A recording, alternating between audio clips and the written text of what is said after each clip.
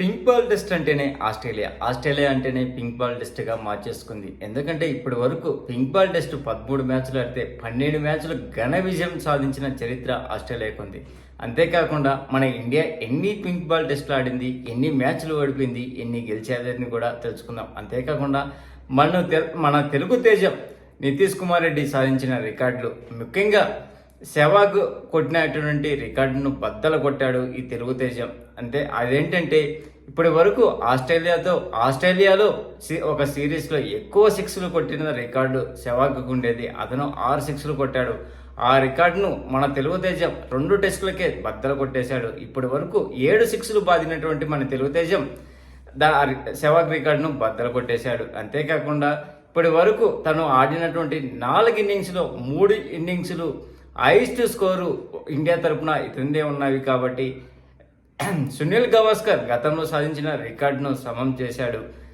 ఇంత ఘనమైన చరిత్ర, మంచి ఆరంభం అనిపించాడు. అంతేకాకుండా ఇతను లేకుంటే ఒక సందర్భంలో అసలు టెస్ట్ ఇప్పుడు ప్రజెంట్ ఉన్న ఆస్ట్రేలియా సిరీస్లో ఇంకా ఘోరాతి ఘోరంగా ఉండేదనిపించింది. మొదటి టెస్ట్లో అతను సాధించినటువంటి స్కోరు కనీసం 150 కన్నా వచ్చేవి. తర్వాత సెకండ్ ఇన్నింగ్స్లో కూడా 30+ ఆడినటివి.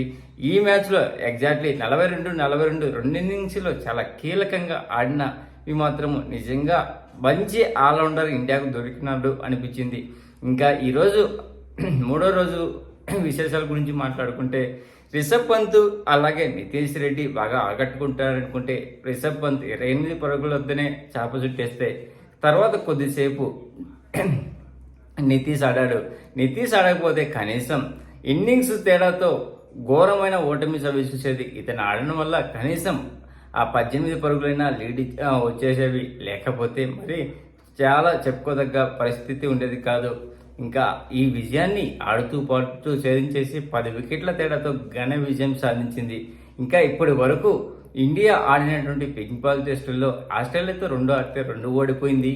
అలాగే ఇంగ్లాండ్, సౌత్ ఆఫ్రికా, బంగ్లాదేశ్తో ఆడినటువంటి పింక్ బాల్ టెస్టులు ఇండియా గెలిచింది. ఇంకా ఇప్పటి వరకు మనకు WC ర్యాంకుల్లో ఫస్ట్ ప్లేస్లో ఉన్నటువంటి ఇండియా ఈ ఓటమితో 3వ స్థానానికి పడిపోయింది.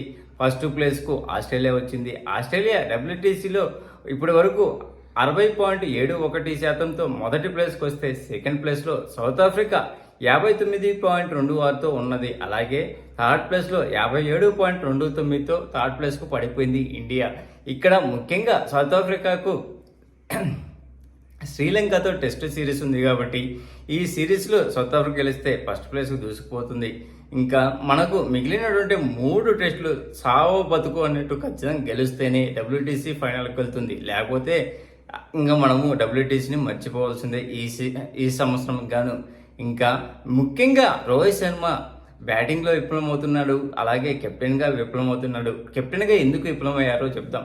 ధారాళంగా పరుగులు ఇస్తున్నటువంటి హర్షిత్ రాణాకు ఒకటేమైనా బౌలింగ్ ఇవ్వడము, అతను అంత ప్రతాపం చూపించకుండా కానీ పక్కనే మన ఆల్రౌండర్ నితీష్ రెడ్డికి తక్కువ ఓవర్లు ఇవ్వడం ఇదొకటి ఫెయిల్ అనిపించింది. అలాగే ఫీల్డింగ్ సెట్టింగ్లో కూడా అంత మంచిగా అనిపించలేదు. ఎందుకంటే రిషబ్ పంత్ లెఫ్ట్ సైడ్ ఒకటేమైనా బాల్ వెళ్తుంటే అతన్ని కీపర్గా కంటిన్యూ చేసే బదులు ఆ ప్లేస్లో కొద్దిసేపు అయినా రాహుల్కు ఛాన్స్ ఇచ్చింటే బాగుండేది అనిపించింది.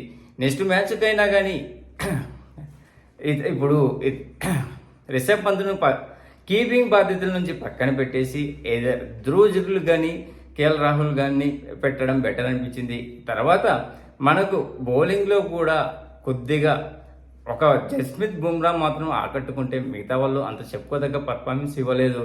ఇంకా అశ్విన్ బాగా ఆడతాడు, మంచిగా స్పిన్ పింక్ బాల్ టెస్ట్ అంటే అనుకుంటే అశ్విన్ కూడా తేలిపోయాడు.